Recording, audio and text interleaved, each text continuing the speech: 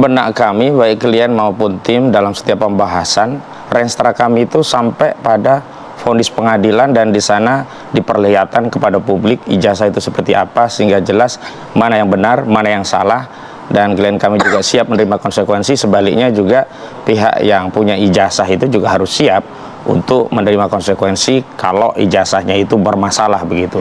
Namun belakangan memang tadi ada restoratif justice menjadi sebuah wacana begitu, tapi sebenarnya bukan wacana baru. Karena sejak pertama kali Saudara Joko Widodo membuat laporan, kuasa hukumnya juga sudah menyampaikan pesan bahwa Saudara Joko Widodo bertanya apakah dalam perjalanannya laporan itu bisa dicabut. Pertanyaannya ke pihak kepolisian atau kepada kuasa hukum Jokowi, dan kuasa hukum Jokowi menyatakan karena ini delik aduan sewaktu-waktu bisa dicabut. Itu kan bisa kita tafsirkan bahwa Saudara Joko Widodo itu tidak terlalu percaya diri membawa perkara ini ke proses hukum. Berarti tidak ada penawaran langsung, belum ada penawaran. Sudah.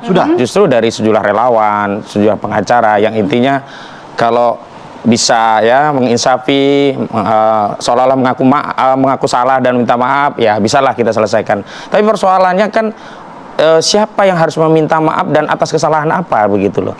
Kalau kesalahan itu dari Jokowi dan dia meminta maaf akan dipertimbangkan, tetapi harus dijelaskan dulu kesalahannya di mana. Tetapi kalau kesalahan itu dinisbatkan kepada klien kami, apalagi ditindaklanjuti dengan permintaan maaf, tunggu dulu, mana masalahnya begitu. Makanya kalau kita bicara restoratif justice itu yang paling penting itu apa dasarnya. Maksudnya adalah apa yang melatar belakangi restoratif justice. Tapi kalau latar belakangnya adalah hanya untuk ya menegosiasikan sebuah kemungkaran menjadi seolah-olah tidak ada masalah dan dalihnya untuk menghentikan perdebatan di ruang publik, enggak, ini harus dituntaskan. Karena damai yang seperti itu tidak menyelesaikan masalah. Damai seperti apa yang menyelesaikan masalah? Dan tidak ada pula sekarang sudah solusi damai, karena ini sudah masuk ke proses pengadilan.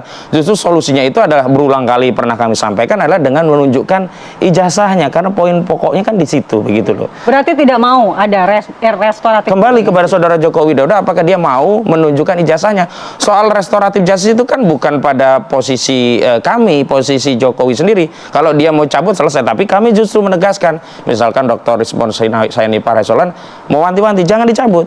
Karena kalau dicabut itu seperti anti klimaks. Kita sudah bertarung, sudah mengeluarkan energi luar biasa untuk meneliti, bahkan klien kami sudah dimaki-maki oleh banyak masyarakat yang mereka seolah-olah ya menyalahkan penelitian itu, walaupun di balik itu juga dukungan luar biasa terhadap klien kami atas penelitian yang mereka lakukan. Kok dihentikan dengan cara-cara yang tidak pernah menuntaskan pokok permasalahannya. Dan yang paling penting adalah kami itu punya pretensi, kami tidak mau mewariskan legacy masalah ini kepada generasi selanjutnya. Kalau cuma damai-damai hanya karena misalnya ya diberikan kedamaian agar apa?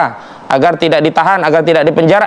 Sorry ya, sudah siap klien kami kalau untuk melakukan proses lebih lanjut. Sebenarnya pengen dicapai dengan kok sampai sebegitu beratnya? Loh, ini kebenaran. Gitu. Kita harus mencari kebenaran material bahwa apakah kita pernah benar-benar dipimpin oleh seorang presiden berijazah palsu 2 periode yang dengan kebijakannya dia membuat utang WUS, membuat utang IKN dan seterusnya begitu. Berarti agak kecil kemungkinan. Nyaris tidak ada kalau dari kami. Nyaris tidak ada.